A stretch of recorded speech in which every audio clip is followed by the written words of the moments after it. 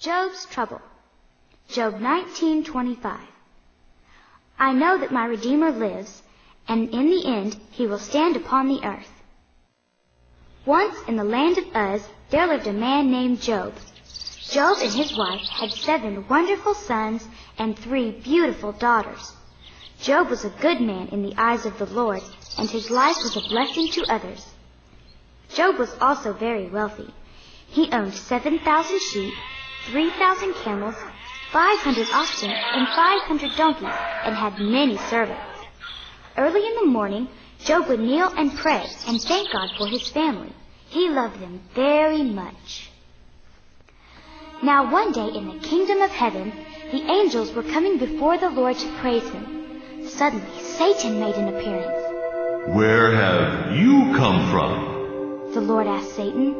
I've been roaming the earth, tempting your people to do evil. Then you have seen my servant Job. He hates evil, and is always faithful to serve me.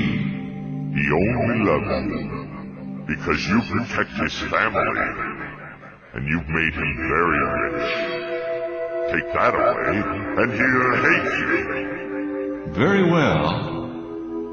I give you permission to test Job. But do no harm to the man.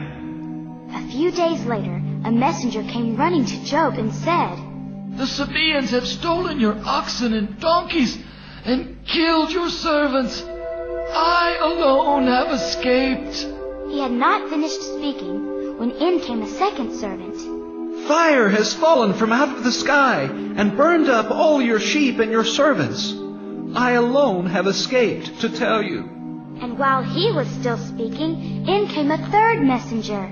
The Chaldeans have attacked us and stolen your camels. They have killed all the servants, and I alone have escaped to tell you. And before he could finish speaking, in came a fourth servant who said, Your sons and daughters were together eating dinner when a strong wind suddenly came from the desert and blew down the house, killing them all. Job stood before them, and sorrow overcame him. His children, his servants, and his possessions were gone. He tore his robe and fell to the ground with a broken heart. He prayed, I came into this world with nothing. Surely I will leave with nothing. It is the Lord who gives. It is the Lord who has taken away. Praise the name of the Lord. Job did not blame God for his trouble. This pleased the Lord. Once again, Satan appeared before the God of heaven. The Lord spoke. Your evil schemes have not worked, have they? Job is still faithful to me. Then Satan lashed out. Yes, but if you allow me to cause him great sickness and pain, he will curse you. Very well.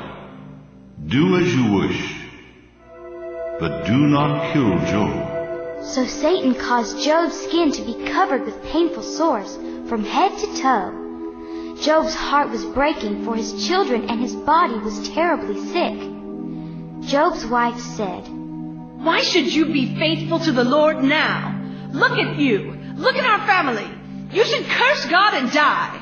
But Job replied, Shall we accept the good and not the trouble? And again, Job did not blame God. Job had 3 close friends who came to comfort him. They hardly recognized their friend because of his sickness and grief. They sat with Job for 7 days and nights without saying a word. Finally, Job spoke and cursed the day he was born.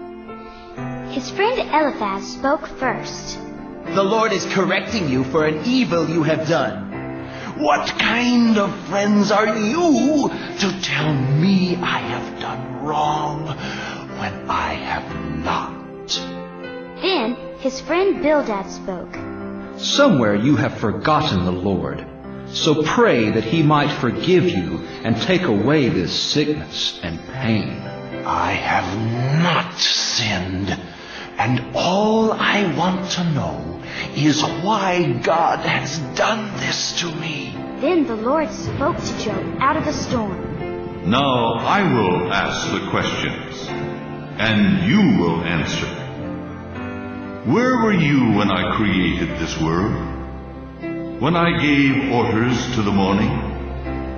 Where were you when I created the seas and formed a man? Can you speak to the clouds and give strength to all creatures? Does the hawk fly by your wisdom? Does the eagle soar at your command? Now, do you stand and accuse God Almighty of evil? Answer me. Then Job understood. There are things which we cannot understand, things that only God can know, and we must not question. For men and women are not equal to God. Job bowed his head and prayed. I am nothing, Lord. Forgive me. The Lord was pleased with Job and asked him to forgive his friends, for they too did not understand the power and greatness of God. After Job had prayed for his friends, the Lord gave Job twice as much as he had before, and Job's life was blessed.